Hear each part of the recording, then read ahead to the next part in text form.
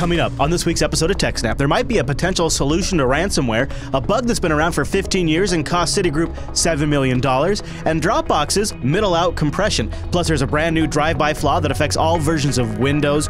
Your great questions, our answers, and a packed roundup. All that and much, much more on this week's episode of TechSNAP.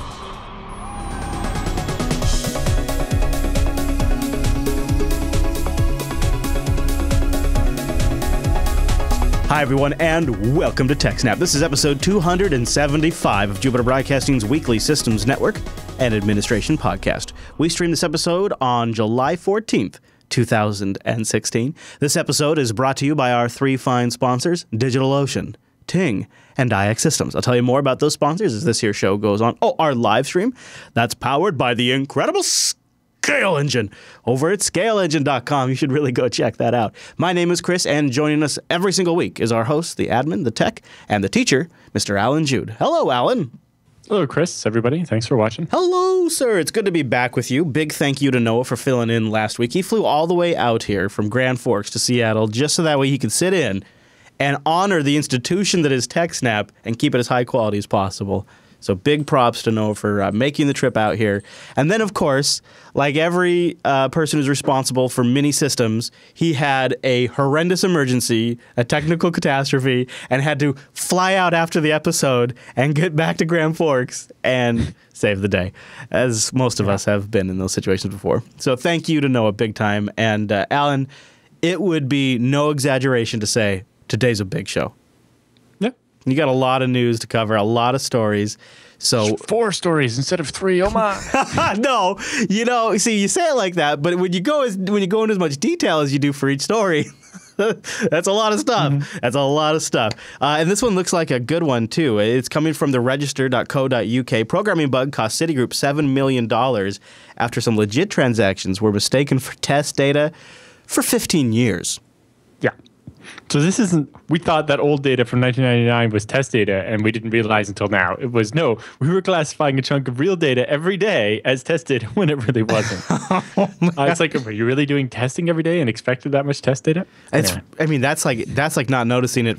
I mean, at that point, you must almost think, well, these names are real. I mean, wow, I can only imagine it. Having worked in a bank and having worked with test customer data and having very clear delineations between the test network and the production network, this flabbergasts me. Yeah, so this is a bug that kind of sat in the code. When you hear the explanation, it makes perfect sense. Okay. And you're just like, wow.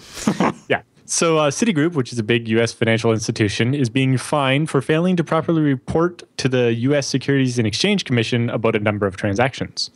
According to the SEC, which they have a PDF here about their litigation on it, says the error resulted in the financial regulator not being sent complete blue sheet information for a remarkable 15 years between May of 1999 and April of 2014. So the banks was required to send details of all stock transactions back to the SEC, and due to a bug, a number of branches were never included in those reports, and that data was basically never sent for the whole 15-year period. But the details of the story are quite amusing. Okay. So, the mistake was discovered by CitiGroup itself when it was asked to send a large but precise chunk of trading data to the SEC in April of 2014 and asked its technical support team to help identify which internal ID numbers they should run a request on. This team quickly noted that some branches' trades were not being included in the automated system and alerting. So when they ran the report on a certain branch, it came back with nothing, and you're like, that can't be right. What's going on here? Yeah. And so they reported the problem to their higher ups, and 4 days later they had a patch in place that solved the problem. But it wasn't until 8 months later that the company finished its formal report and found out that the error had affected their SEC reports going all the way back to 1999. Yikes. So after they did that, a month later in January of 2015, they told the SEC about the mistakes. By the way, we made this little boo-boo. Yeah. And we spent some time investigating it and found out that, yeah, we've been lying to you for 15 years. Which means they've been violating federal security laws. And they actually had to cite exactly which laws and acts that they've been violating. How embarrassing. Yeah, so it turns out that the error was a result of how the company introduced its new alphanumeric branch codes. So when the system was first built in the mid-90s, the program code filtered out any transactions that had the branch ID between 089 and 100. So basically, if your branch ID was in the 90s or the 100s, it didn't get included in the report, and they use that for test data. Sure. Right? So, 017, 028, whatever, all that was fine. But if you had one of these in this range, it would be considered, it's like, at the very end of the range, we reserve these for test data. So it's not a hard line, but it's something they all observe and practice. Well, this is this is just in the program that Citibank wrote themselves for their own. Oh, this is at the program level. Okay. Yeah. So basically, in the program that Citibank wrote to manage all their transactions, they reserved this range for test data. Sure. Okay. When they wrote that in the mid-90s, so thinking like 95. Yeah, right? okay. So any transaction with a branch code within that range was considered test data and was not reported to the government because that would really confuse the government. But in 1998, the company started using alphanumeric branch codes instead of just 3-digit numbers. And as it expanded its business and got more branches, right? Among these were the codes 10B, 10C, and so on. Which the system treated as being within the range of 089 to 100. Of course. Even though 10B technically really isn't in the range up to a 100, right? If you're doing hex or something, you would, 10B would be a much higher number. But no matter what, you would think 10B is not between 89 and 100. Mm-hmm.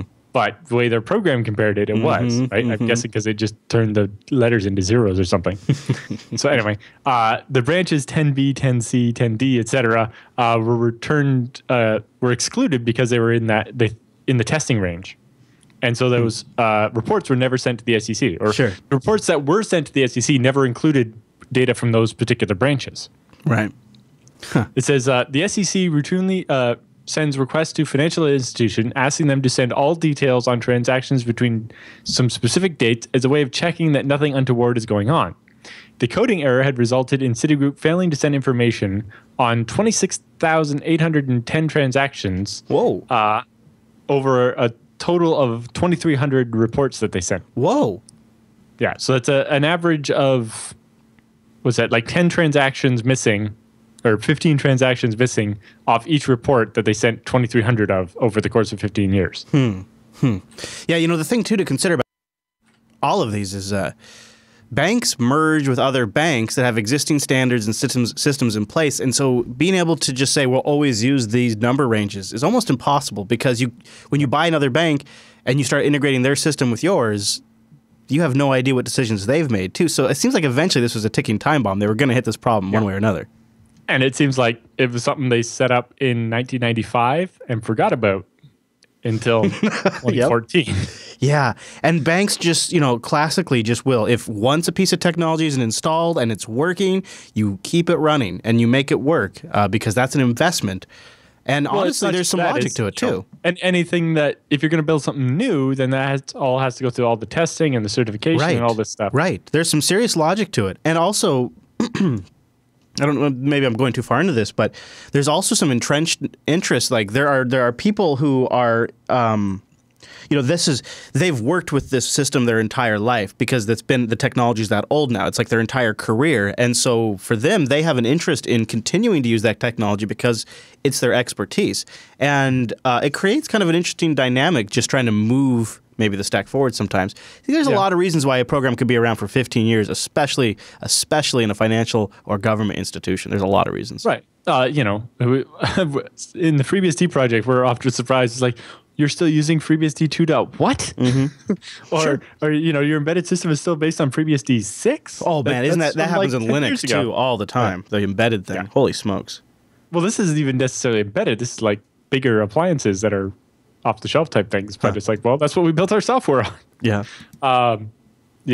Crazy thing. So the SEC was not impressed and said in their statement that announced the fine that failure to disclose the coding error and to produce the missing data for many years potentially impacted numerous commission investigations. I bet. Yeah. Well, especially the fact that Citibank knew about it, and then they spent 8 months compiling a report to see how bad it was, and then they waited a couple more months before actually telling the SEC. I think maybe if they had even told them just at the beginning of 2014 when they first found the problem, instead of waiting until 2015, that might have made the SEC slightly less angry. Yeah, this means that during the 2008 crash and investigation, they might have been giving them bad information. Although, looking at it, looks like they only missed on average 10 records per report. So maybe that wasn't actually that. Like in total, over the 15 years, they only missed 26,000 lines of report. Yeah. And I'm guessing there's millions of lines of report in total, right? That makes sense. Yeah, I mean, it's not going to be a big impact, right? But it could have been, right? They say broker-dealers have a core responsibility to promptly provide the SEC with accurate and complete trading data for us to analyze during enforcement investigations, says Robert Cohen, the co-chief of the SEC Enforcement Division's Market Abuse Unit. CitiGroup did not live up to that responsibility for an inexcusably long period of time and it must pay the largest penalty to date for blue sheet violations. Although, $7 million doesn't seem like that high of a fine for something that went on for 15 years. And yeah. And the fact that that's the biggest fine they've ever given out means that they've not given out very many big fines. Especially when you consider the kind of money that these institutions make, $7 million is really not much. That's not even. The interesting one is that, that nobody noticed this sooner. Like the way they said here that, CitiGroup was not living up to its responsibilities for such an inexcusably long time, but it's a little different when Citibank didn't know either that they weren't doing it. They thought they were. But, that's not a defense because I didn't know that was happening. So you cannot, according to the government, you can fail to live up to an important responsibility for 15 years and you walk away with a $7 million fine? What exactly is the incentive to follow the rules in this scenario? Because there's no way following the rules is cheaper. There's just no way. Like, I don't know, it just drives me crazy. Because it's the same logic that applies to not updating your IT infrastructure. I mean, hang with me here, but it's the same logic. They look at it, we've talked about it before. Well, it costs us more to be proactive and constantly replace, update, take systems offline, have outages while we update, whatever their excuse is. We'd rather just roll the dice, run the risk, and if we get a compromise, we'll pay the money then. And in the long run, we pay less. And it's the same kind of thinking that leads to these horrible IT infrastructures for these cloud services that we all sign up for, and then our data gets compromised. Yep, it's called technical debt. Mm-hmm. Mm-hmm. But, there's interesting things going on there, and yeah. Exactly. Well said. I want to take a moment. I want to thank Ting. Go to techsnap.ting.com. It's one of the sponsors here of the show. And a big thank you to Ting. I was using the MiFi from Ting on the road trip. And one of the great things is when that MiFi works, it's so wonderful because it's got the CDMA, it's got the LCD screen with all that stuff on there, but it's CDMA, mine is, which got me most of the way. When I got into a certain couple of different locations, though, it was really nice to have GSM available as well. And that's what's great about Ting, is it's CDMA and GSM, so you can pick it based on what's best for your connectivity, and then it's just pay for what you use wireless. It's really simple. They just take your minutes, your messages, and your megabytes, and whatever you've used, that's what you pay. It's $6 for a line. There's no contract, but full stop, nothing else need to be said. At this moment, you should go to Ting, and you should buy one of their SIM cards. This deal's only as good as, well, either supplies last or their CFO gets back from vacation. They're selling their SIM card for $1. There's no contract that comes with the SIM card. You activate it when you need it, and now you have GSM service in anything you put it in for $1. TechSNAP.ting.com, when you use that URL, you will also get $25 in service credit. So whatever you put this $1 SIM card into, you can use for up to $25 of Ting service. If that's a phone, if that's data, whatever it is. Now, for 3 phones, my service is like $35-40. So you're gonna, for the $25 service credit and a $1 SIM card, holy smokes. Now, you can buy entire phones from Ting, or you can bring your own device. It's a really great network with fantastic customer service, a great website to manage it all, and a crazy sale on SIM cards. Check them out at techsnap.ting.com and go get yourself a $1 card. That might be on Amazon, too. Let me check, because they do sell them there, too. Ting SIM. Let's see. Yeah, it's still $9 on Amazon. So if you go get it from Ting, too, they're doing a deal on the shipping. So they get free priority mail shipping. Yeah. That is It's really just $1. TechSNAP.ting.com. Get the $1 SIM card while you can. There's no contract. You don't ever have to turn it on. But then if you come across a device or a used tablet or something, whatever it could be, and you want to throw a SIM card in it and give it wireless data connectivity that's just pay for what you use, it's just buy it now, use it later. TechSNAP.ting.com, or try switching your plan over. It's pretty great. They also have a savings calculator if you want to give it a try. Okay, Alan. So we got a new system to potentially detect ransomware by it's like a new means. Tell me all about this, because this is more and more of a problem. Yes. So this is research out of the University of Florida, and they've developed a new system and say our system is more of an early warning system. It doesn't prevent the ransomware from starting. It prevents the ransomware from completing its task. Oh. So you lose a couple of your files, right? Or a couple of documents or whatever, but rather than everything on your hard drive. So it actually detects the pattern of what the ransomware is doing and stops it before it can finish. So is this something that's like looking at the kernel's file IO notify subsystem and being like, okay, I'm seeing a bunch of files in a certain pattern getting accessed. So it's like antivirus in a sense? So it's like the files are being, a new file with almost the same name is being created, written. It's the same size, because, when you encrypt something, or it's the same size rounded up to the nearest block size. And then the original file is being deleted. And I'm seeing this happen in a straight line across this directory. It's like, that definitely seems like ransomware. Sure. This is real. This is a really great idea, and to be honest with you, seems a little obvious. But here we are. It says relieves you of the burden of having to pay the ransom. And this is Nolan Skiff and the other guy's name is later in the document here, who are doctoral students and a professor as part of the University of Florida's Institute of Cybersecurity Research. Patrick Tranner, I think is his name. I think so. They say attacks most often show up in the form of an email that appears to be from someone familiar. The recipient clicks on a link in the email and unknowingly unleashes malware that encrypts his or her data. The next thing to appear is a message demanding the ransom, typically anywhere from a few $100 to a few $1,000s. They say it's incredibly easy to monetize this bad use of software. Patrick Traynor, who's the associate professor at the University of Florida's Department of Computer and Information Security and Engineering, and he's the member of the Florida Institute of Cybersecurity Research. There we go. And they're working on this, and they've called it Crypto Drop. Crypto Drop. So we ran our detector against several hundred ransomware samples that were live. And in these cases, it detected 100% of these malware samples and did so after only a median of 10 files were encrypted. So, after about 10 or so files, it usually detected that it was malware and shut it down. Losing, 10 or 15 or 20 files instead of thousands is kind of a big deal. Yeah, people would take that any day. Yeah. They say about 1/10 of 1% of the files were lost. But the advantage is that it's flexible. You don't have to wait for an antivirus update. If you have a new version of a ransomware that no one's ever seen before, their system can still detect it. So they have a short, 1-minute video of them talking about it, although they're mostly just saying what I just said. Yeah, and what ransomware is. Yep, and it says it seems like it would be very trivial to detect the pattern that ransomware uses. I've not actually looked at that much ransomware, but I assume it's something like create a new file that's called file.originalextension.locked or something, I think was the example, the one we talked about recently. And then you basically are copying the data out of the original file and writing it to the new file, but encrypted first, and then you delete the original file. And you just keep doing this for each file, and you kind of just walk through the directories doing one file at a time or whatever. And then removing the originals, and that's it. So it's possible that newer ransomware could use different patterns, like rename the file or overwrite the file in place or something that would be harder to detect. Or an interesting one would be encrypting the files in random order.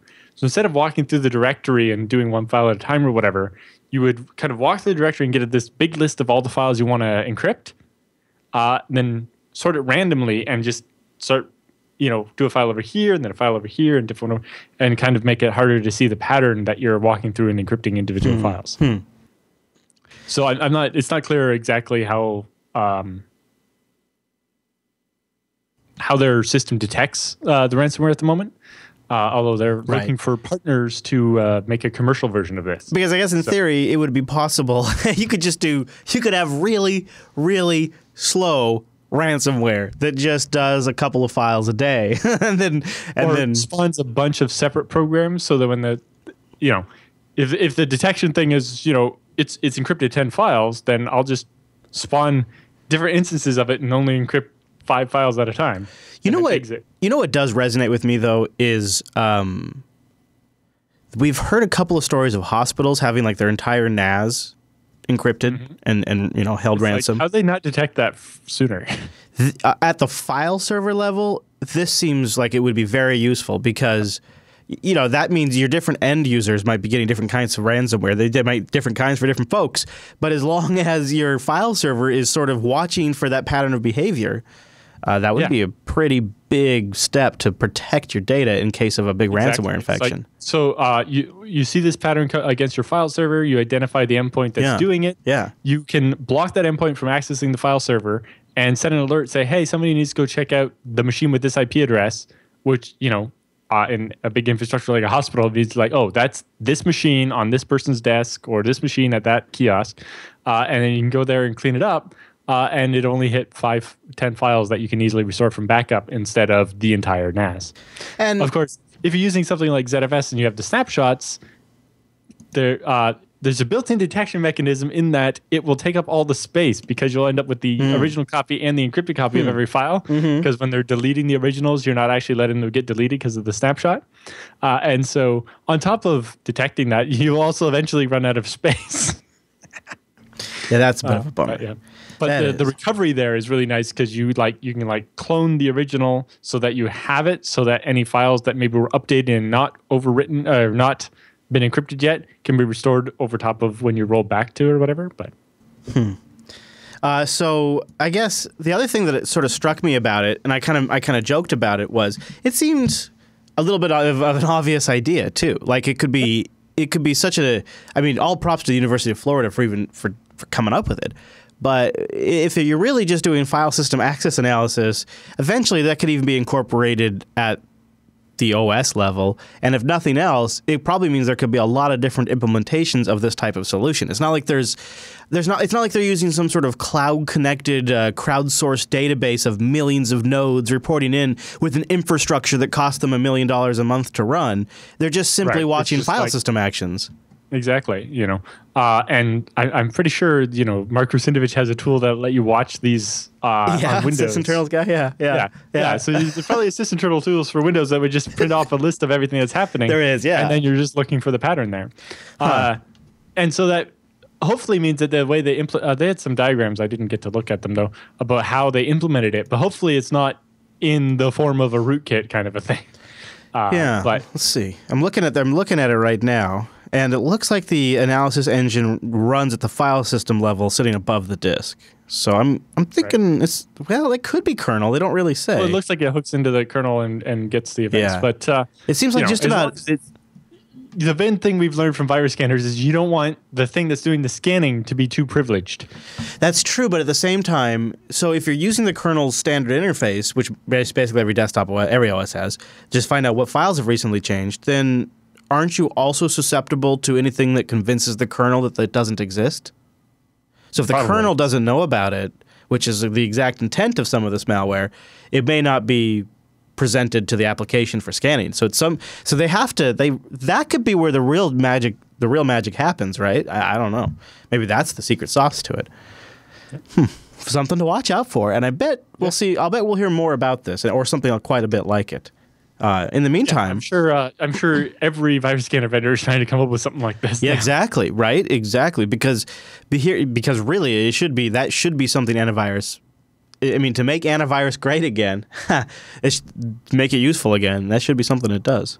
Yeah, which is making me randomly think about there's actually a virus scanner feature built into ZFS.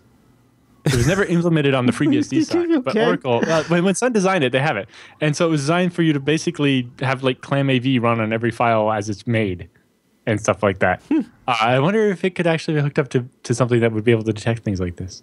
That'd be pretty slick. None of it's even hooked up on FreeBSD because it was just maybe something one day that was glossed over when it was ported because I've never heard anybody talk about using it on a Lumos either. A new Alan Jude project is born. No.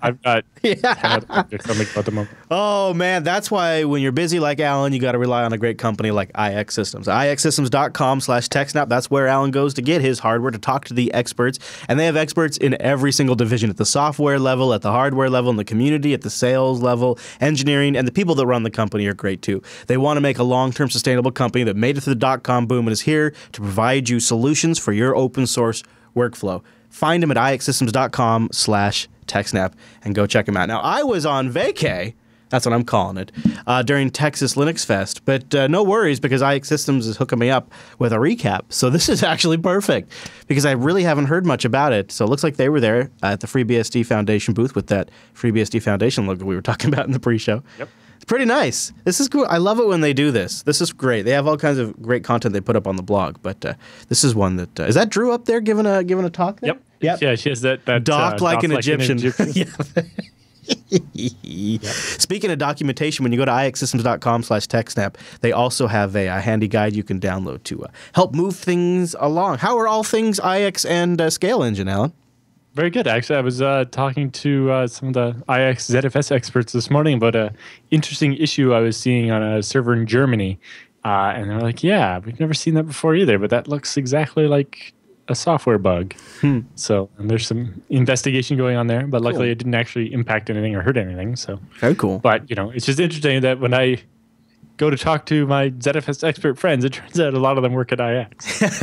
Yeah, that's really what iX is smart about, is they really are very clever there. Check them out, iXsystems.com/TechSNAP. And a big thank you to iX for sponsoring the TechSNAP program. And thanks to you guys for visiting that page to let them know you heard about it here, and then checking them out for your next project. After years and years and years and years in the business, I wish I knew about iXsystems sooner. I'm glad that now that I run my own business, I know about them. But if I was still in the client business, I would be recommending iX to all of my clients. iXsystems.com/TechSNAP. Those of us that are Silicon Valley fans probably did a double take. I don't know if you saw this headline for the next story you're about to read, but this was Slashdot's headline. Dropbox open sources a new lossless middle out image compression algorithm, which I think Slashdot got trolled on the whole middle out thing. Nope. Really? We covered this originally when Dropbox announced it. Okay. Because apparently, Dropbox, there was some the Silicon Valley writers had somebody actually come up with this idea for the compression algorithm, and when people at Dropbox saw the episode, they decided to try to build it. That's they amazing. announced it a while ago, but this week they've open sourced what they've built. Oh, I have it there. And in their official post on the blog, they have the references to the episode, including I think a link to a part of the video. Okay. Yeah. It's a little obscene when they come up with the algorithm in the show. I'll just put it that way. So they've open sourced what they built here. It's called Lepton. Not leptin. Lepton. It's like a not an electron, but a subatomic particle. Okay, clever. It's actually a real scientific thing. Yeah, I get it. Small. The original Greek word means like small or fine or little. Okay. But anyway, so with this new Lepton image compression algorithm, they save up to 22% by losslessly compressing a JPEG. So it allows you to make a JPEG smaller without actually losing any quality, right? JPEGs can be made smaller by giving up quality. But this allows you to take a JPEG that maybe is already compressed somewhat by, it's your phone or your camera.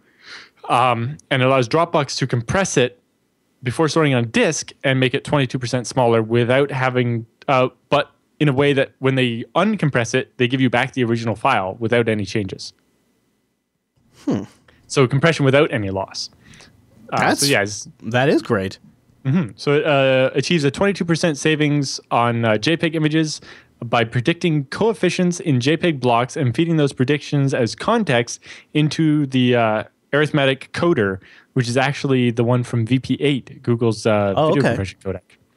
Lepton preserves the original file bit for bit perfectly, but it compresses JPEG files at a rate of 5 megabytes per second and can decode them back to the original at a rate of 15 megabytes per second.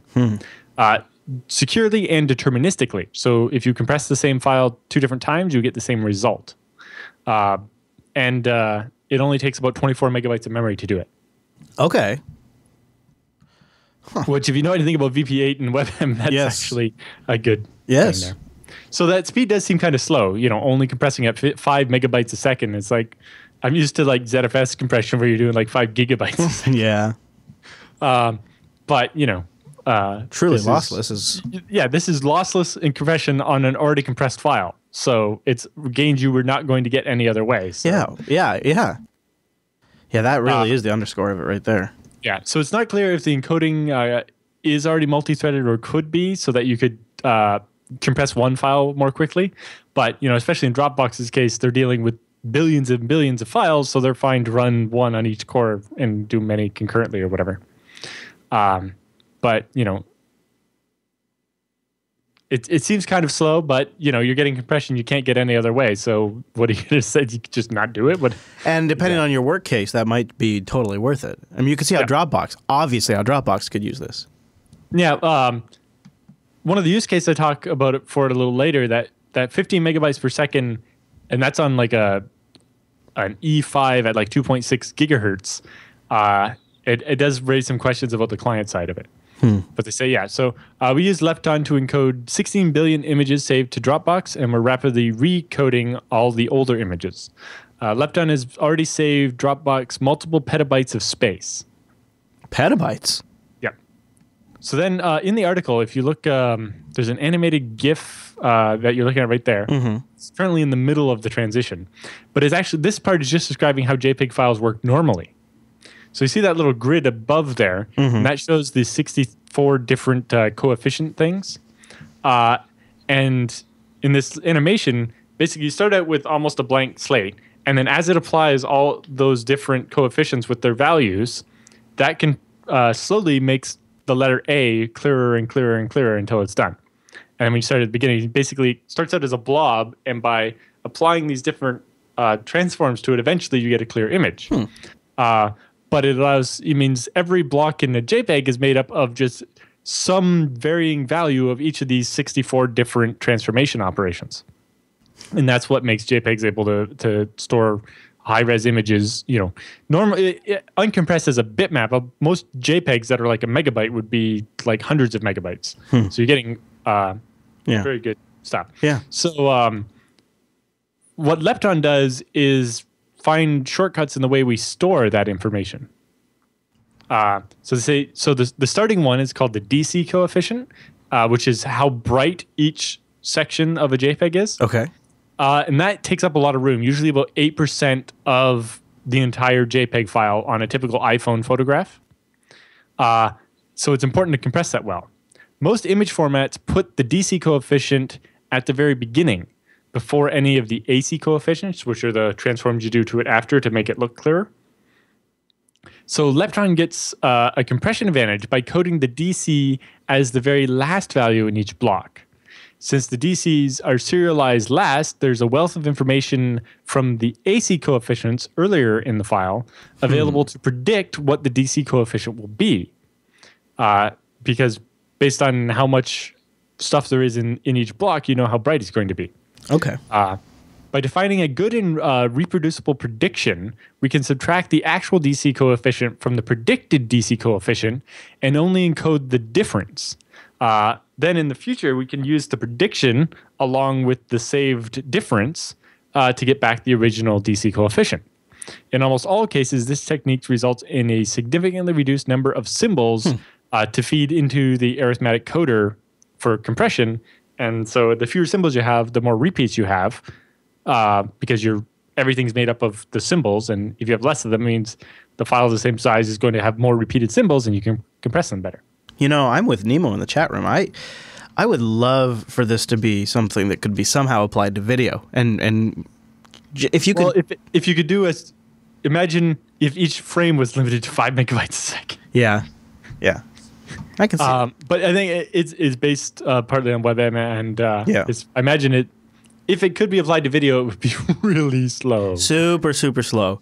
If a GPU could do this and could do like 4,000 CUDA cores working at once, then maybe it'd be possible. But for systems like yourself, like Scale Engine, and for JB, for all the content we store here at rest on disks that we don't need to necessarily get to even at super fast speeds, boy, that would be huge for us if we could stretch our storage space out a little bit by using something like this. Even if it meant doing like, you know, a serious like heavy encode job or something in a queue for long-term storage. The great. random thing I was thinking of is, so ZFS has built-in transparent compression. It already has this early abort feature where it doesn't bother to compress a file if it doesn't compress well. Oh, sure. What if you could hook it up so the early abort is this file a JPEG or not? Right? And if it is a JPEG, then you run it through Lepton. And if it's not, then you don't. Right. And then you get really slow but space-efficient JPEG storage. And when you access a file, it automatically gets decoded and you get back the original JPEG. Right. Yeah. And so you don't even think about it. You just put the JPEGs in this data set in ZFS and you have efficient JPEG storage. Sadly, I don't have that many JPEGs to have enough of a use case to build this. I don't have a whole. I mean, I guess we have some JB assets that are in JPEG and stuff, but a lot of stuff is like that's just the output. A lot of stuff's in the original. Yeah. So, well, interesting though. And so good guy Dropbox for open sourcing it too. Yeah. So they say Lepton can decompress significantly faster than line speed for typical consumer and business connections. So that means that on Dropbox's side, they can decompress the image and give you back the original quick enough that it doesn't slow down your download of it. Oh man, Netflix, right? They would love that. At 15 megabytes a second, and most people aren't downloading JPEGs that fast from Dropbox. Netflix. Lepton is a fully streamable format, meaning the decompression can be applied to any file as that file is being transferred over the network. Nice. So it means that Dropbox can decompress the file and turn it back into the original JPEG as you're trying to load the file, like as they're sending it to you. And so they don't have to keep both versions of the file around or whatever. And it means that they can do it. They don't have to decompress the whole file before they can start sending it to you. It can just stream out. Do you suppose that means they can avoid writing parts of it to disk too? Yeah. So basically they can keep on disk. It can always be compressed. And then they can do the actual work in memory and just send you what they... Decompress it and send it to you. And they don't even have to store it in memory. They can just decompress it and write the decompressed bits to the socket to you and then throw them away when they're done. Hence, streaming overlaps the computational work of the decompression of the file with the file transfer itself, hiding any latency from the user. Basically, because your internet connection isn't going to be downloading 15 megabytes a second from Dropbox, the fact is that that's the max decompression speed isn't really a problem for them. Interestingly, because it can be streamed like that, that means that, say, on a mobile device, you might be able to set up some kind of proxy thing so that every time you try to load a JPEG, it actually goes through this proxy and some big machine somewhere leptons the file, sends it to your phone, and then you unlepton it and get the JPEG back and feed it into your browser. Yeah. The downside is we saw that the max decompression speed on a dual socket Xeon with like 24 or 32 cores, although it's only using one of those, is 15 megabytes a second. It seems like that would be very expensive on your phone and might use up a lot of CPU and battery power to get the original JPEG back. Yeah. I keep... It's not quite clear. I love that they've done this, but my mind keeps going to video and I can't help it. You know, I think of Netflix and I think of how Netflix could store things on disk. It just seems like we just need a lot more horsepower. But in the meantime, photo services and websites that have to store photos, it's open source. It's something they could just take a look at. It's pretty cool. Especially when storage is a hot commodity. All right, Mr. Jude, any other thoughts on the Lepton story? No, it's just interesting and it'd be fun to see what people do with that. And as a Silicon Valley fan, I love the references. That's super legit. That's a great show too if you get a chance to catch it. DigitalOcean, sponsor right here on the TechSNAP program. Boy, look at that new slick logo. That's not all that's new over at DigitalOcean. I'll tell you more about that here in a second. But if you're not familiar with them, they're a simple cloud hosting provider that's dedicated to offering the most intuitive and easy way for you to spin up your own rig on their super fast and powerful infrastructure. You can get started in less than 55 seconds, and pricing plans start at only $5 a month. That's going to get you 20 gigabytes of SSD, one CPU, a terabyte of transfer, and they got data centers all over the world. But if that 20 gig SSD doesn't do it for you, my friends, and remember to use the promo code SNAPOcean, one word, DigitalOcean has announced their block storage. You can scale storage up independently of your droplet for up to 16 terabytes for 10 cents per gig per month. They have a whole article posted up on their site talking all about it. giving you the full introduction over there. And they also, like all things, have a tutorial with some good documentation on how to actually use it, what it is, where it's currently supported, which I'm sure will be changing, so it's probably worth keeping an eye on this article. When you should use block storage, creating and attaching volumes. I've been playing a little bit with the beta, and I'm super excited to see this. So DigitalOcean's a great platform for you to spin up a system. They start at $5 a month and work their way up. Really, though, $5 a month is sort of what it works out to at an hourly level. It's actually hourly pricing. And the reason why I mention that is because SnapOcean will give you a $10 credit. You could actually try a very nice system on their infrastructure where they have great connections. They have SSDs for their entire infrastructure. And you could pick a data center close to you, and you could have a very powerful system. They have FreeBSD as an option. They have lots of Linux distributions, including CoreOS, which has some interesting characteristics, and, of course, CentOS, Debian, and Ubuntu. And Fedora. I think it's something that uniquely appeals to our audience. And I was just looking today as I was going through for the TechSNAP feedback, emails in general across all of the shows. One of the things I get in the most common for all of our sponsors is, wow, I can't believe how great and awesome DigitalOcean actually is. Here's the cool thing I thought of doing, which it did. And here's the other thing that I think people have to acknowledge is you sometimes, even though I've mentioned this to you, until you actually have a system that's fast and powerful, that's available all the time, that's up on their machines with really nice dashboard to manage it all, and once you're in that position, the ideas and things that you can start doing, it starts to feel enabling, and it's very cool. It's a very cool experience, and for TechSNAP audience members, I think it's something you should all try at least once. Use the promo code SnapOcean, try them out. That's how we get credit, and that's how you support the show. Just go over to DigitalOcean.com. You can now also play around with the new block storage, which is pretty cool. Just use that promo code SnapOcean. DigitalOcean.com. That's cool. I'm glad they got the block storage rolled out. Yeah, I'm going to have to look into that too. I have some interesting ideas going on there. So Windows and printers. Yes. Always a thing. Everybody's favorite things is printers, Always right? a thing. So what's going on? We have something. It doesn't matter how much of an expert you are at computers, printers are evil. Is this as bad as I think it is? What's going on here? Yeah. So this is... according to Microsoft, a remote code execution vulnerability exists when the Windows Print Spooler service does not properly validate print drivers while installing a printer from servers. An attacker who successfully exploits this vulnerability could use it to arbitrarily execute code and take control of an affected system. An attacker could then install programs, view, change, or delete data, or create new accounts with full user privileges. Users whose accounts are configured to have fewer rights on the system could be less impacted than users who operate as administrative rights users. So the researchers say most organizations try to apply the principle of least privilege to the devices in their network. This works pretty well for things like laptops and desktops, since the hardware they use don't change very often. However, printers are a bit different. While they still need drivers, printers need to support virtually any user that wants to connect to them. As end users move throughout a building, they naturally want to use the printer closest to them. Mobile users expect to be able to easily connect and use a printer when they come into the office. In addition, most organizations don't standardize on a single printer and will have multiple models and manufacturers within the same network. So instead of having the system administrator push all possible print drivers to all workstations on the network, and that doesn't even help with mobile devices, the solution from Microsoft was to develop a way to deliver the driver to a user device right before the printer is used. And this is where Microsoft Point and Print showed up. This approach stores a shared driver on the printer or the print server, and only the user of that printer, and then the user of that printer receives the driver that they need when they try to print. So instead of having to have print drivers installed in your system, the print server or the printer itself, which usually can have a print server built into it, has the driver and will give it to you when you want to use the printer. Right. So this solved the printer driver problem for Windows quite nicely, except for the security problems. Yes, of course. And, at first glance, this is a practical and simple solution to driver deployment. The user gets access to the printer driver they need without requiring an administrator, a nice win-win.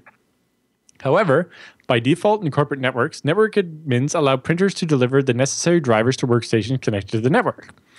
These drivers are silently installed without any user interaction and run under the system user with all available privileges.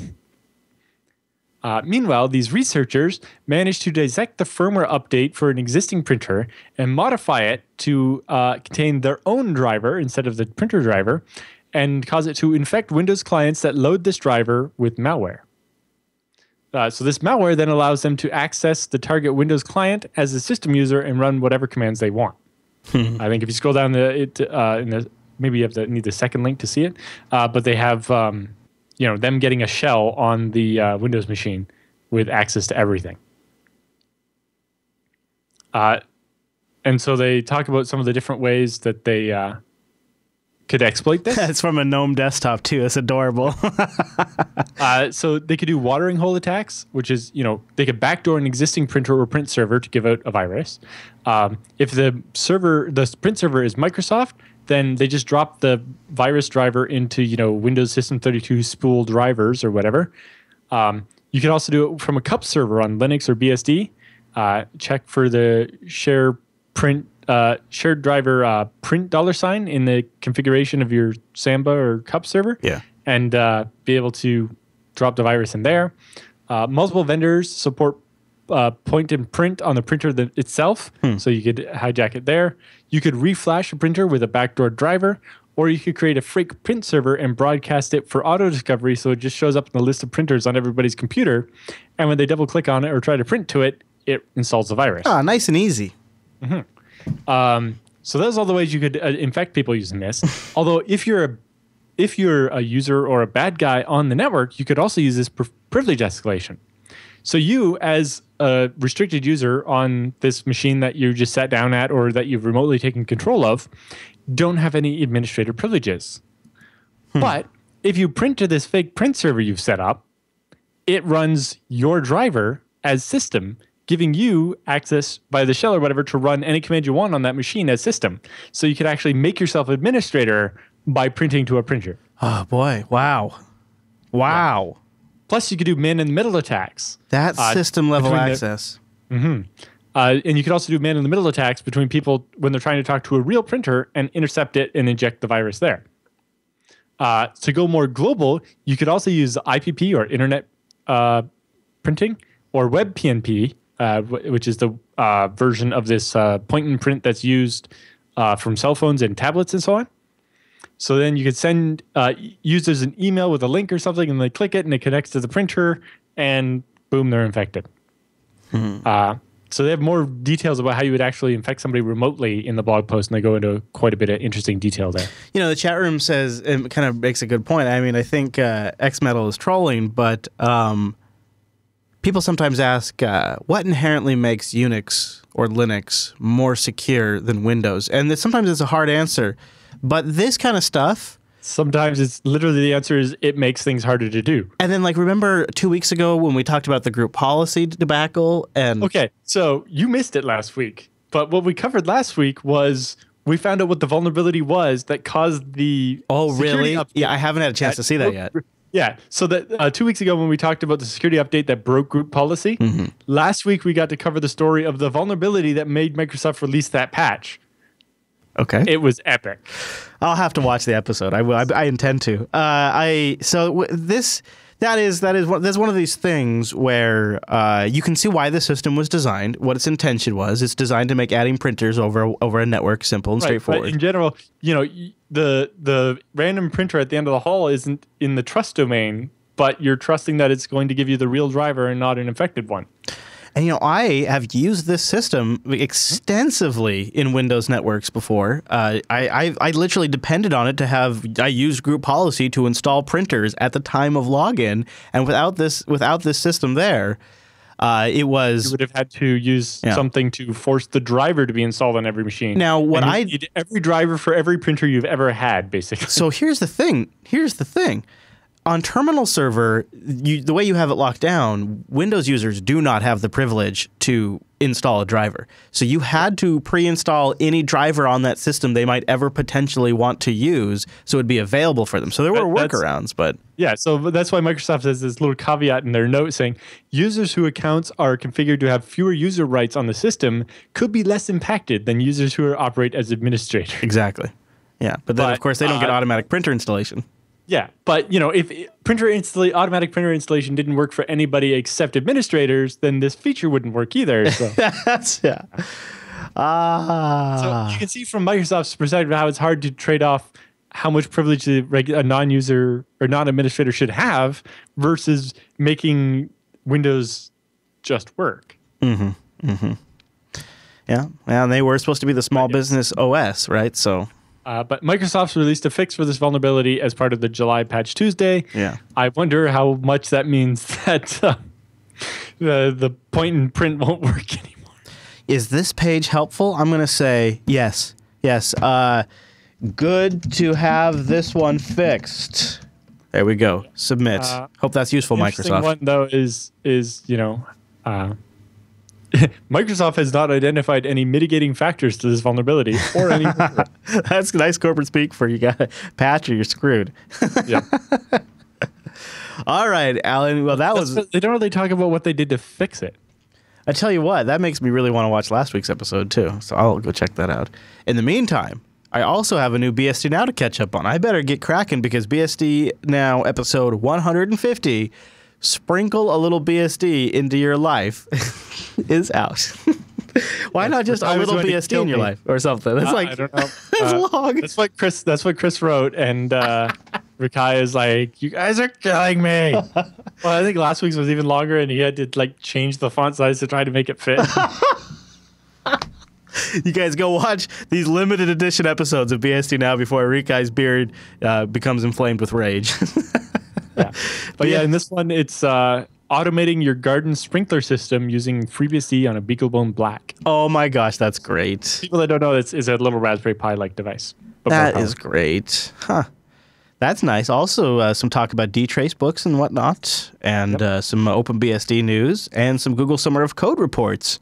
Yeah, so, even though Chris wasn't here this week, we did a full episode last week, which was a lot of work, so hopefully people appreciate it. Very cool. BSD Now, episode 150. You can go grab that and get the HD version. We're about the halfway point in the show here, so by the time that finishes, you'll be ready to watch all more Alan Jude in high resolutions. With the news all done, that means it's time for the TechSNAP feedback.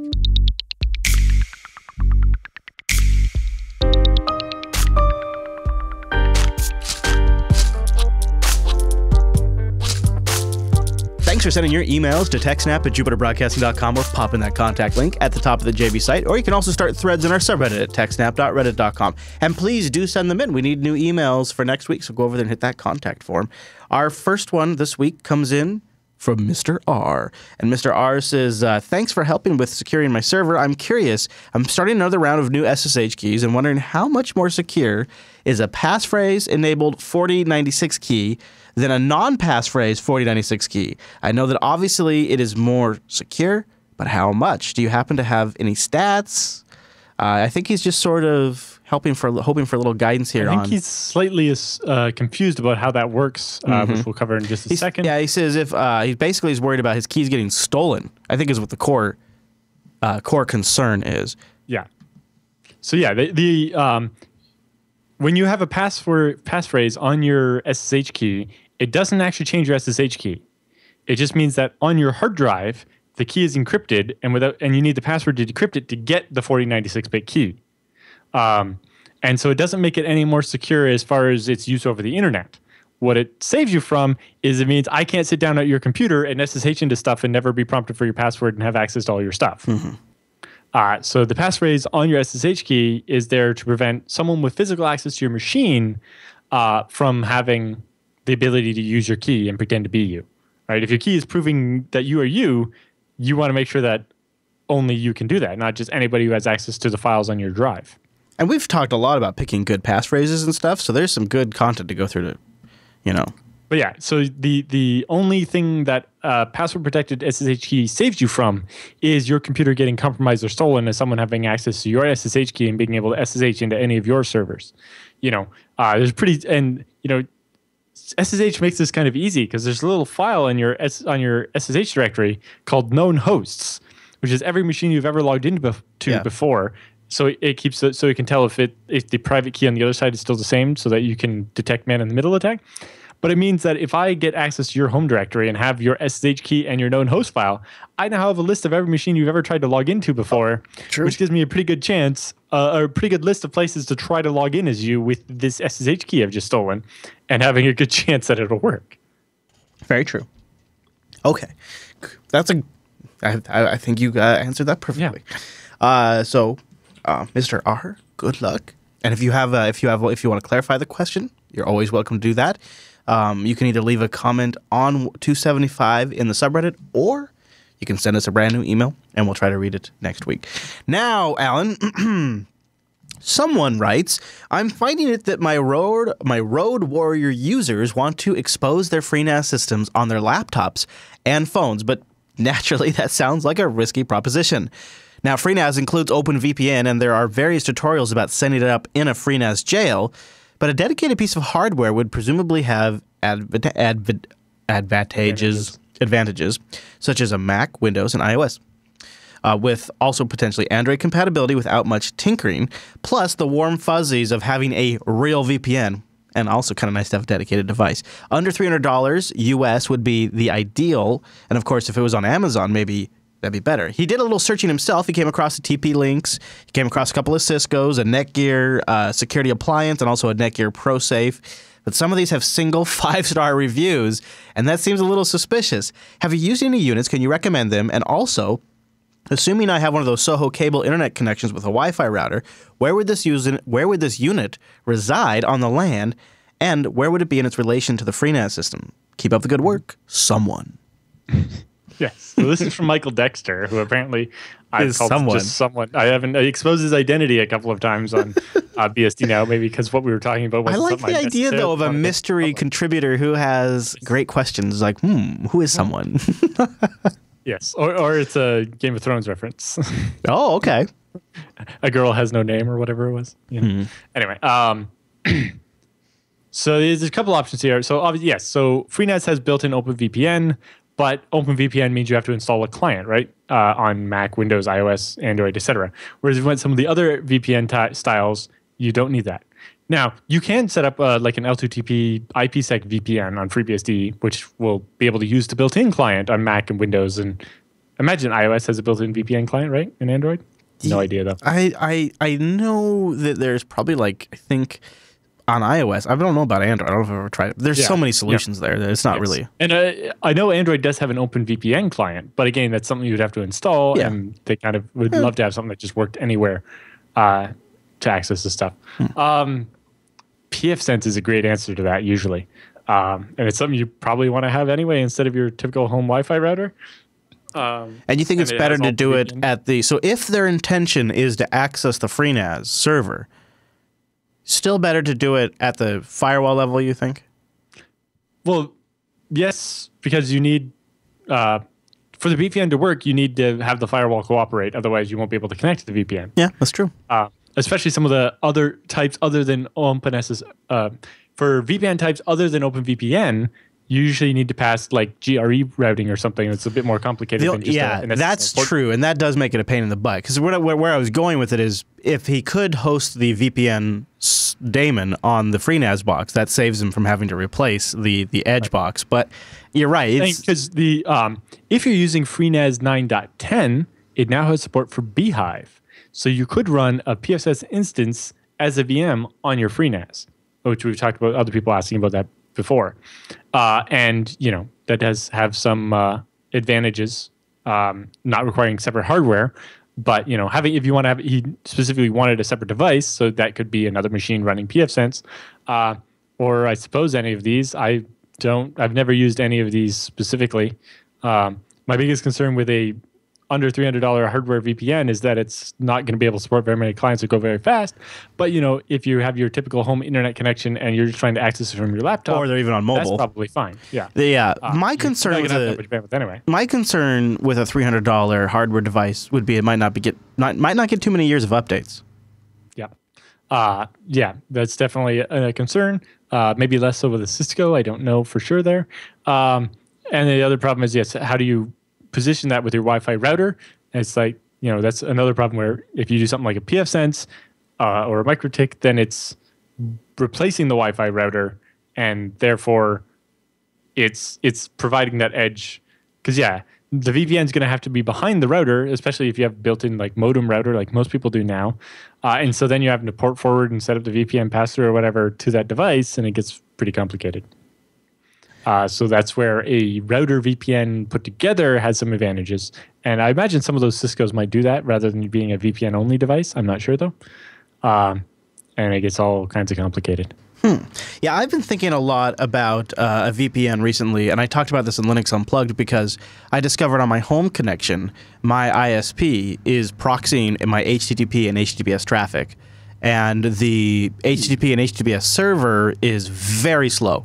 So it's adding a lot of page load time that doesn't need to exist. And so I want to come up with a really lightweight VPN solution to basically just tunnel around that, because they're only grabbing 80 and 443, and that's the only, they're pretty much not. Oh, and FTP.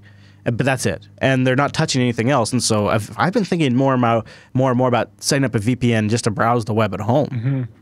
Well, 'cause, the one I've been looking at is we have IPMI on a bunch of these servers, and we'd like it to only be accessible over a VPN. But I need it to be reliable and need to be able to. So I don't have any. I can't install an extra device because that costs more rack space and power, and a bunch of these places that's just not an option. And so it has to be something that can run on the existing machines and not interfere with them. And it needs to be redundant enough so that if the machine that runs the VPN goes down, I can still access the VPN to get to the IPMI to fix that machine. So a couple of these remote data centers, and I want some kind of VPN solution so that I can access the IPMI from our office without issues. But also, the switches and stuff have SNMP monitoring and stuff. We want our monitoring systems to be able to reach those to give us graphs and stats on the ports and alerting when we're using up too much bandwidth and stuff like that. So I'm trying to figure out some way where I have 4 separate sites. It's like Hamilton, Toronto, Portland, and Fremont.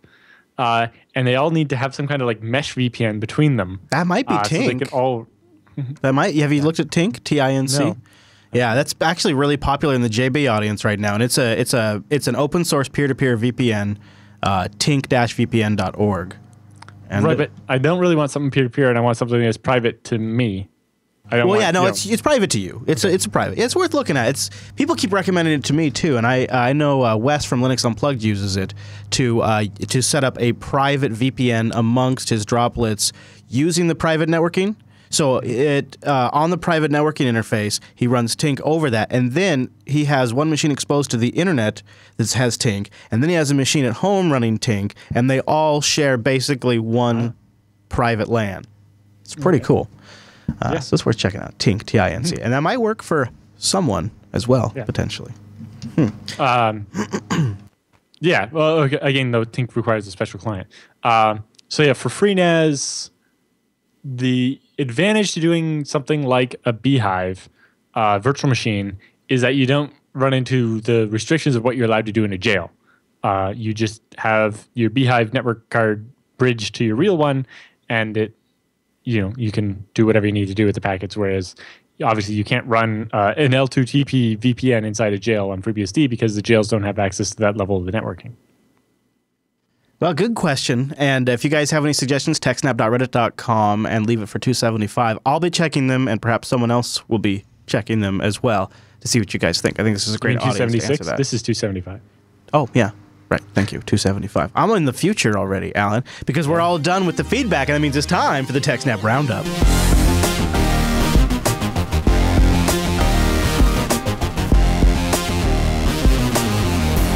Welcome to the TechSNAP Roundup. Yeah, that's what that crazy music means. Now, the Roundup are stories that just didn't fit at the top of the show, but we still want to give you some links to read on your own after the show. And some of these links were provided by our intelligence network over at techsnap.reddit.com. And, this first link came to us really from the chat room. They were reminding us that there is that ZFS book out there, FreeBSD Mastery. The second one.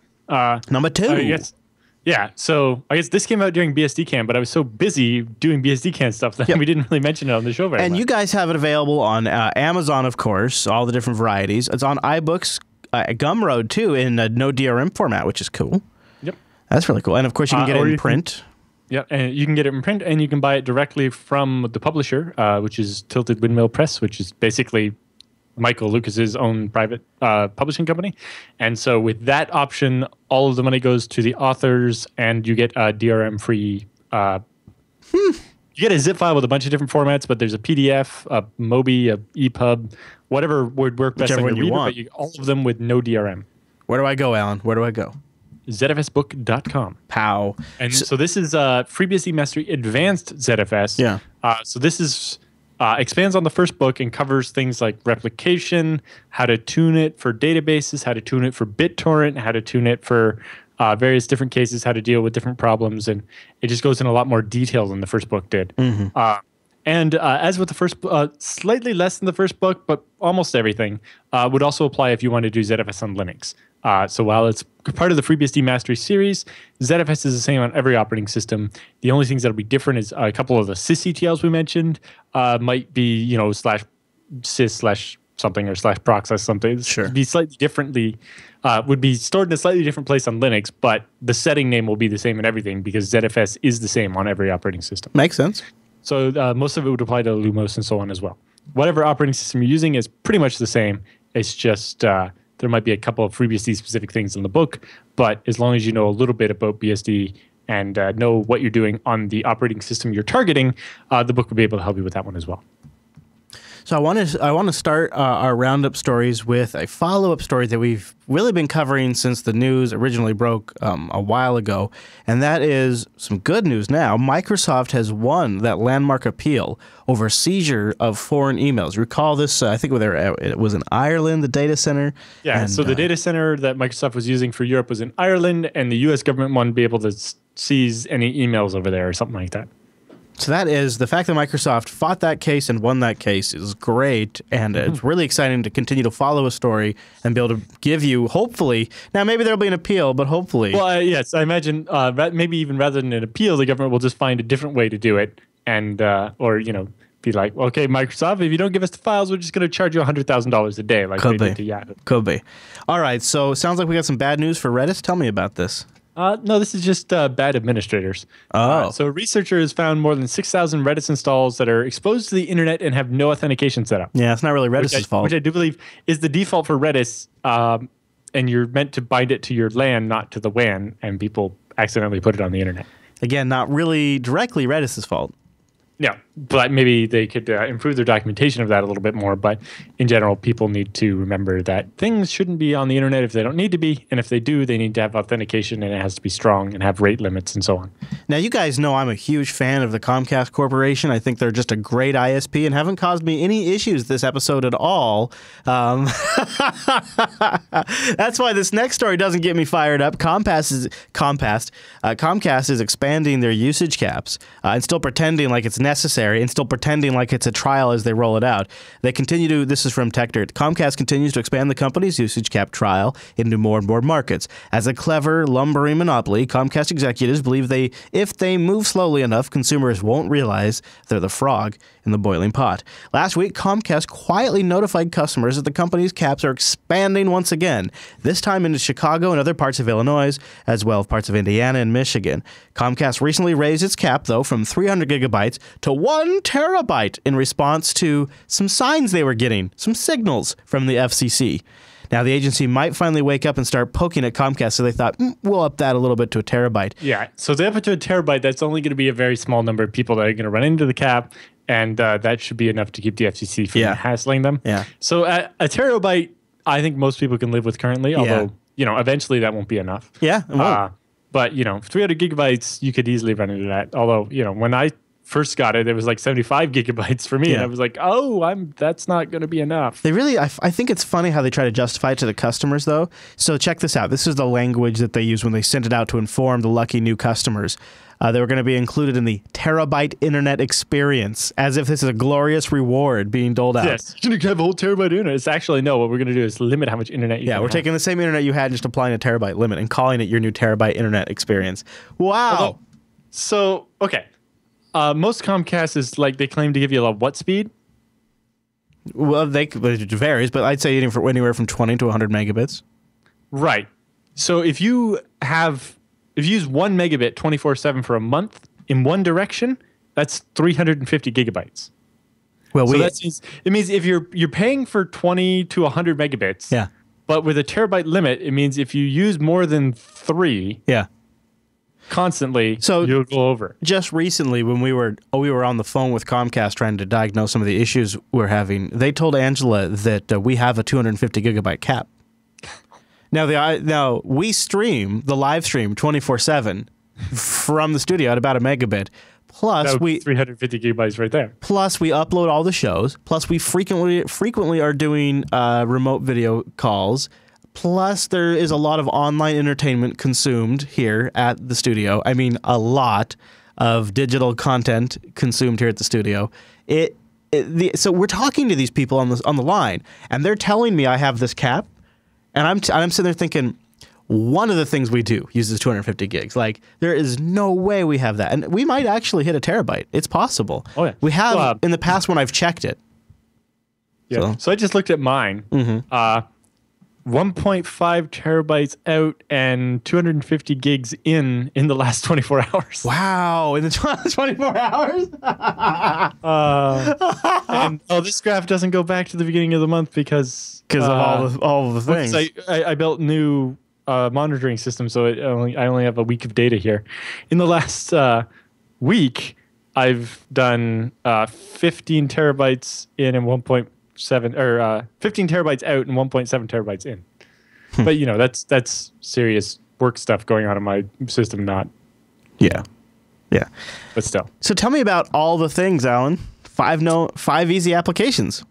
Yeah. So this one is the researcher who brought us the MD5 collision virus thing last week has this other GitHub repo called All the Things, and it's a application whitelisting bypass for Windows.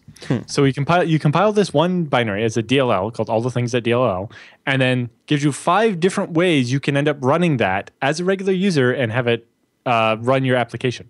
So if the application whitelisting is set up, Windows should not let you run any program that's not on their list of safe programs, right? But you can use any of these 5 different systems in Windows to run a DLL and execute whatever code's in it, and it never checks the signature on that at all. So it's 5 ways that you can bypass the application whitelist and run whatever application you want on a Windows machine. Love it. Check it out. We'll have a link in the show notes. In fact, linked for all the Roundup items, of course, is in the show notes. Now, the next story in the Roundup is something I want to just keep my eye on. I'm putting it in here to market in TechSNAP. BitTorrent is launching streaming news network during the Republican convention. So it's their live streaming service powered by BitTorrent, which is what the company is now pivoted to focus on. BitTorrent Live. What do you think about this? Peer-to-peer live stuff with low latency is almost impossible, it would seem like. I don't know how well it would work. Kind of interesting that they would choose the Republican convention as a way to do it. Like, I understand it's a big news event. So I think that's what it is, right? And they want to be they want news. I guess it was the big get that they could get. Yeah, probably. Probably. They do have some money. I guess they failed to get it. Was the other big one that's happening, I think actually this weekend, is the Street Fighter tournament in Las Vegas. It's going to be on like ESPN and Twitch and a bunch of other things. And one of our customers was looking at doing it, but buying the rights to stream it is like $1 million, and they're like, yeah, no. Yeah. Well, but be interesting to see. I'll give it a try as long as I don't have to install any plugins or any additional software. I imagine you will need some BitTorrent software, right? And that just seems like it's. How many times are we going to go? How many times are we going to try that? How many times are we going to try that? Give me a break. But if it ended up being able to be built into VLC, that's one thing, but I doubt BitTorrent's going to do that, right? Yeah, or if it could be part of an HTML5 standard where my browser could work with the video tag, then that'd be fine. Yeah, but this is, in 2016, having to go get a plugin for my web browser to watch a video stream. But also having to upload in order to watch for BitTorrent to work seems like, BitTorrent-based distribution really doesn't work for mobile devices where you're paying for data. Is there any way they could proxy an RTMP stream? So like we do, so you could just watch it in a desktop application and not even use your web browser. Is there any way they could do something? They'd have to just basically use a traditional streaming infrastructure to do that, though. Right. So this is really what it's going to be is it'll have to be delayed, kind of like HLSs where you're doing chunks, and you're just downloading the chunks over BitTorrent.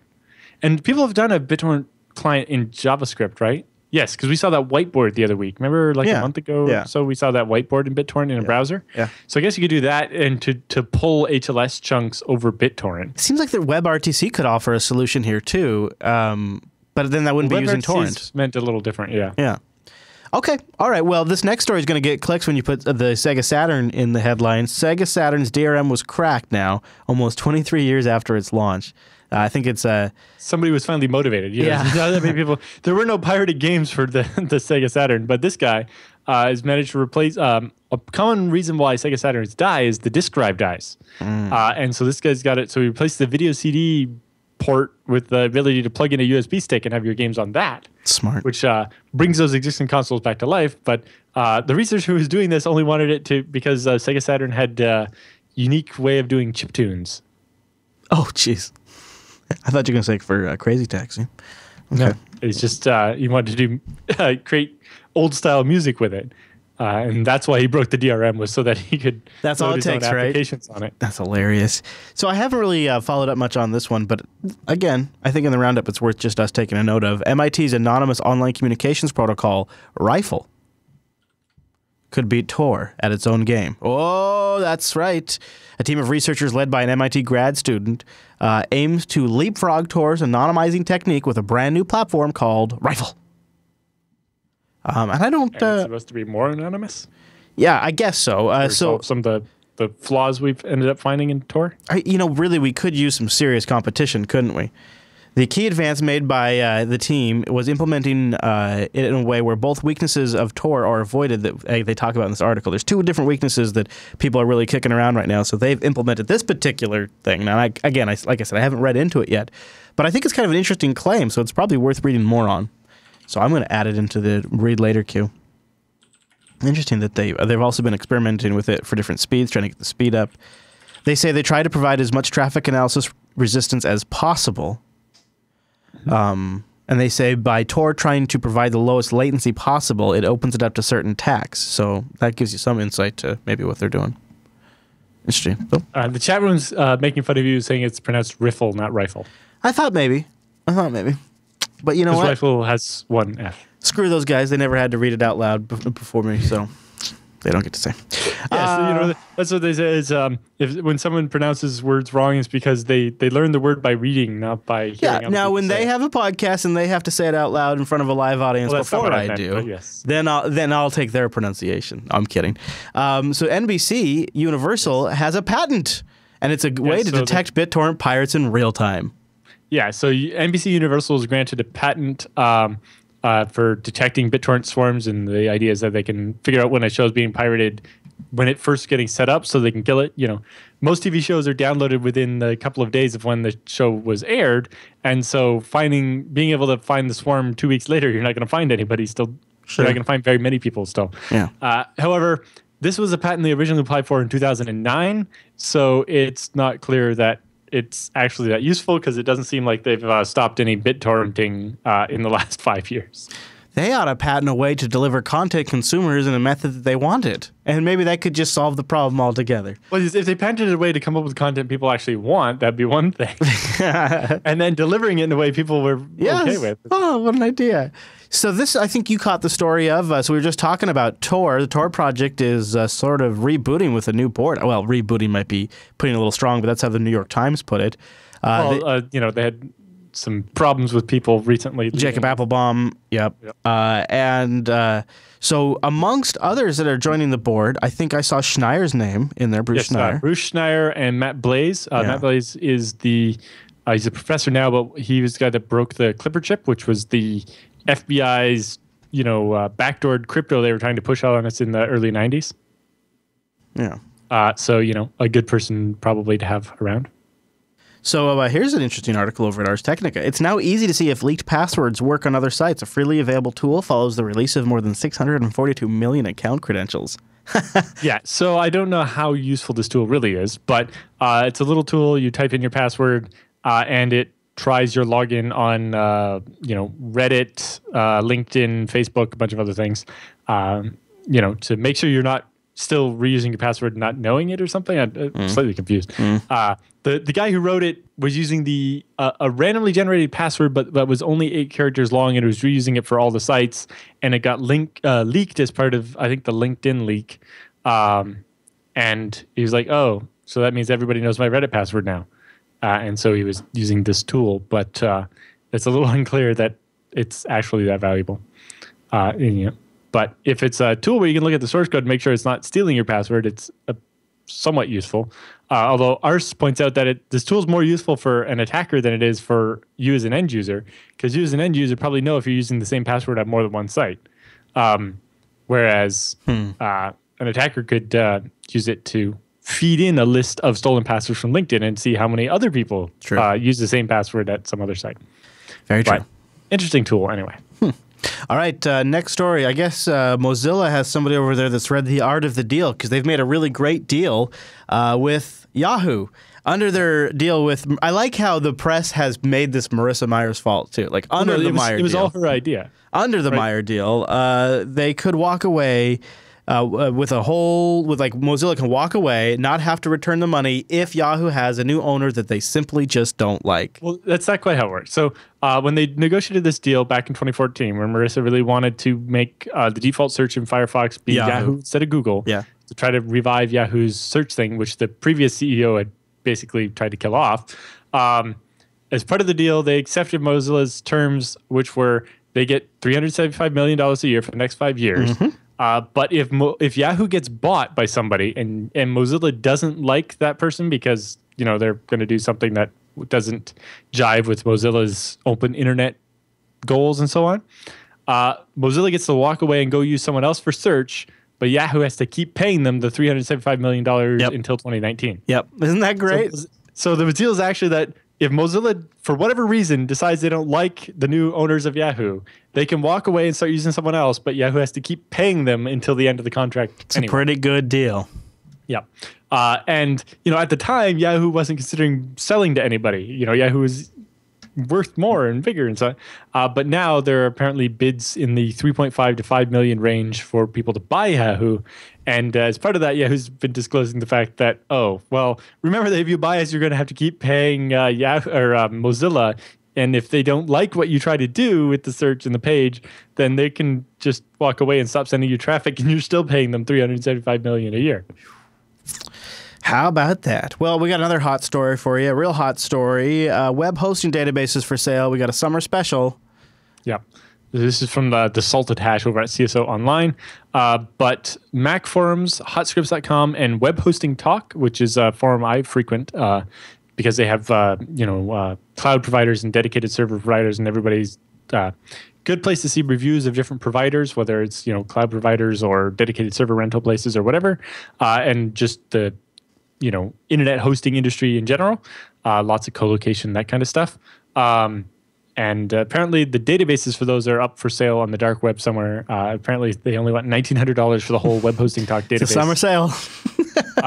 It's like, if you've ever wondered, where can I get the passwords that a bunch of people use from like every hosting provider in the world? It's like most of the places I buy from have an account there where they post their sales and so on. And they have a dedicated advertising forum, or if I'm looking for a new server in like Denver, I just crawl through there and find a place in Denver and check them out. That's kind of a shame. So hopefully that nobody buys your credentials. Now, the last story in the roundup is kind of interesting. A leaky database leaves Oklahoma police and a bank vulnerable to intruders. Yeah, so this database, the researcher could just log into it because it had no username and password set, and it had images of the various doors, locks, the RFID access panels, and the controller board for the alarm system, but also had information about whether each different thing was working or not, what the warranty status was. Oh. It's like, with that information, you could go in there and socially engineer. It's like, yeah, the warranty on this thing recently expired. We're here to replace it, or let's make it. We're calling up and we're making an appointment to come next week and replace it. And then that'd be even better. Just turn it off or whatever, and then we can break in whenever we want, or things like that, or There's ones where it just tells you a list of things that aren't working. It's like, oh, the alarm on the side door on this government building isn't working, so I can just go and break in and it's not going to set off the alarm. Wow, yeah, that literally happened, it looks like, in this case. Yep. Jeez, RFID access panels that weren't working, door locks that were offline. Yep. No. Jeez. It's like, and no password required to access the database if it just balls out on the internet. Jeez. Well, there you go. That's a note to end on right there. Please send us your emails. I think we're at inbox 0 now, so you can do that by going to jupiterbroadcasting.com/contact, choose TechSNAP from the dropdown, and send your question in, or just email us directly, techsnap@jupiterbroadcasting.com. Roundup items and potentially big news story items can be submitted to techsnap.reddit.com. The show's live on Thursdays. Go to jupiterbroadcasting.com/calendar to get it converted to your local time. If you're on the Pacific Coast, it is 1 p.m., which is 4 p.m. Eastern, 2000 UTC. Boom. We've also got available on jblive.fm if you want a nice low bandwidth audio-only experience, and if you want to go real low, like you're in the car and you got like a data cap because you haven't switched over to Ting, well, we got jblive.am, which is low bit rate, and it pretty much streams even over a 3G connection.